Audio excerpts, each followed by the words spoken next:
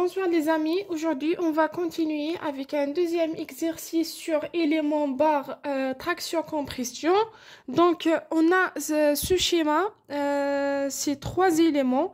L'élément 1 et l'élément 3 a une section de 2A, L1 et L3. Par contre l'élément 2 a une section de A et une longueur de L2. Donc, comme première question, on a quel est le type d'élément fini. Dans ce système, comme j'ai dit tout à l'heure, c'est un système élément barre traction compression. Donc, on peut résoudre le système par élément barre traction compression à deux nœuds. En deuxième question, ils m'ont demandé le vecteur déplacement et la matrice de rigidité. Donc, le vecteur déplacement, c'est quoi? C'est U, comme j'ai dit. C'est vecteur déplacement, U. Donc, dans ce cas, on a soit on va nommer avec A, B, C, D, ou bien avec 1, 2, 3 et 4. Donc, on a le vecteur U, c'est UA, UB, UC et UD. Bien sûr, c'est un vecteur transposé. Sont les déplacements dans les barres. Par contre, la matrice de rigidité, la matrice K, on va d'abord trouver la taille de la matrice. On a 4 nœuds fois 1 DDL selon XX. Donc, c'est une matrice de 4 x 4. 4 fois 1 DDL. Donc, c'est une matrice de 4 x 4. C'est-à-dire EA, UB, EC et ED. La matrice élémentaire de barre traction compression, c'est K égale à EA sur L fois 1 moins 1 moins 1 et 1. D'accord? Mais pour notre cas, donc on va calculer le K de l'élément 1 et le K de l'élément 2. Parce que l'élément 1 c'est UA, UB. Après, K2, c'est EB, EC. Et le K3, c'est identique avec le K1. Ce qui va changer, c'est la longueur. Au lieu de L1, on va mettre L3. Donc, pour K1, c'est 2EA sur L1, parce que 2EA, on a une section de 2A. 1, moins 1, moins 1, 1, et le reste, c'est des zéros. Pourquoi? Parce que l'élément 1, il est entre UA et UB. UC égale 0 et ED égale 0. Même chose ici. Donc, ça va être des 0. Voilà le K1. Maintenant, je passe au K2. K2, c'est UA. C'est pas 2EA, donc c'est EA sur L2. Et maintenant, l'élément 2, il est entre B et C. Donc, EA et ED égale 0. EA et ED. 1 moins 1. 1 moins 1. Ah non, pardon. Donc, pour le K2, on a UA égale 0 et ED égale 0. Ici, c'est EB, EC, donc ED égale à 0. Même chose, UA et ED, c'est 0. Il nous reste ici 1, moins 1 et 1. Voici le K2. Maintenant, K3, c'est identique avec le K1. Uniquement, le L1 revient L3. Donc, c'est 2EA sur L3. Et puis, pour l'élément 3, donc, il est entre C et D. Donc, UA et UB égale à 0. UA égale à 0.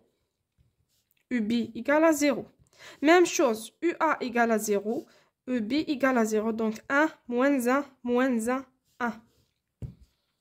D'accord? Maintenant, on somme tous. K égale K1 plus K2 plus K3. Bien sûr, ici, on va faire rentrer le 2. Même chose. Pour simplifier le calcul, UA sur L, parce que ici on a L1 égale L2 égale à L3, donc on peut les nommer directement L. Donc, c'est EA sur L et on somme. Donc, ici, 2 plus 0 plus 0, c'est 2. 0 moins 1, c'est-à-dire moins 2 plus 0 plus 0, c'est moins 2. 0 plus 0 plus 0, 0 et 0.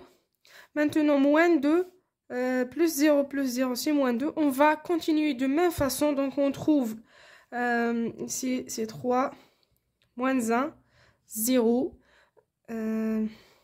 0, moins 1, 3 et moins 2.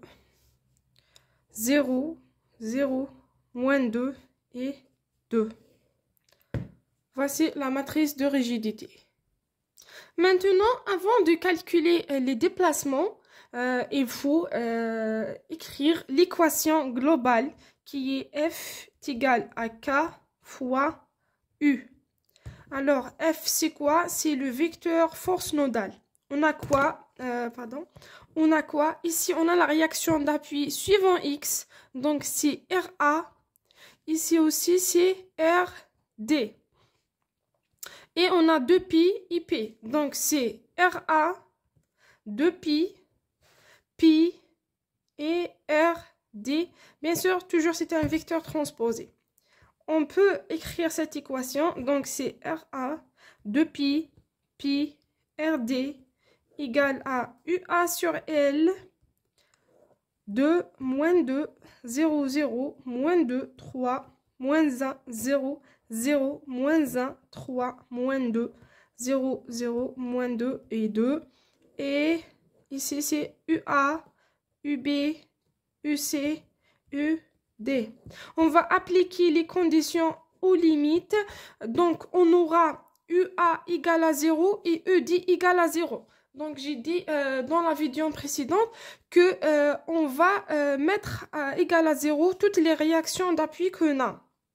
Donc, les déplacements qui sont dans les nœuds. Donc, EA égale 0 et ED égale à 0. Si c'est le cas, donc UA égale à 0, ED égale à 0. Même chose, UA et ED. Donc, il ne reste seulement cette matrice de 2 fois 2. Donc, il ne reste 2pi, pi, égale à EA sur L, 3, moins 1, 3, fois UB, UC. Donc, c'est soit on va calculer avec la matrice inverse, soit directement 2pi égale EA fois 3, UA sur L fois 3 UB moins UA sur L fois UC. Et pi égale EA sur L fois moins EB, donc ici c'est moins EB, plus UA sur L fois 3 UC. Maintenant, qu'est-ce qu'on doit faire? On va multiplier la première équation fois 3. Ça, c'est la deuxième équation. Donc, elle revient comment? C'est donc c'est 3 fois 2. C'est 6 UP égale UA sur L fois 9 UB moins 3 UA sur L UC. D'accord? Ici, c'est pi égale à moins EA sur L UB plus UA sur L fois 3 UC. Donc, le 3 UC et le moins 3 UC et le 3 UC va partir. Il ne reste, c'est-à-dire on va faire 1 plus 2. C'est-à-dire 6P. 6P égale 6P plus P égale à UA sur L 3 EB EA sur L fois 9 EB et moins EB. Donc 7pi égale à EA sur L fois 8 EB. Donc, EB égale à 7 pi L sur 8 EA. On va remplacer pour calculer EC. Si on remplace dans la première équation, on aura 3 fois 7 pi L sur 8 EA moins EA sur L fois EC. Ici, c'est EA sur L égale à 2P. Donc, on va tirer EC et on trouve que EC égale à 5 pi L sur 8 EA. Maintenant, on peut écrire le vecteur déplacement final, c'est 0. 7 pi L sur 8 EA, 5 pi L sur 8 EA et 0.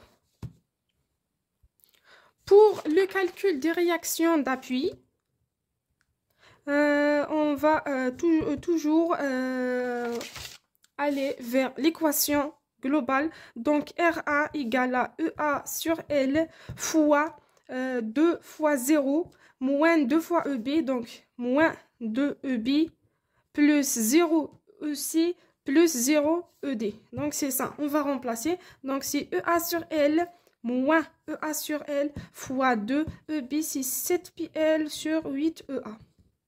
On va calculer tout ça et on trouve RA égale à moins 14 pi sur 8, c'est-à-dire RA égale à moins 7 pi sur 4. Même procédure pour le RD. Donc, RD égale 0 fois EA plus 0 fois EB moins 2 EB. Donc, RD est égal à moins 2 EC, pardon, moins 2 EC fois EA sur L plus 2 fois 0. Donc, ça sert à rien. Et on trouve que R2 est égal à, on va remplacer le EC avec 5 pi, donc c'est moins 10. Moins 10p sur 8. Moins 10p. Moins 10p sur 8. Parce que 5pi sur 8. Donc, moins 10p sur 8. On peut simplifier. Et on trouve que R2 égale RD. C'est 5p sur 4.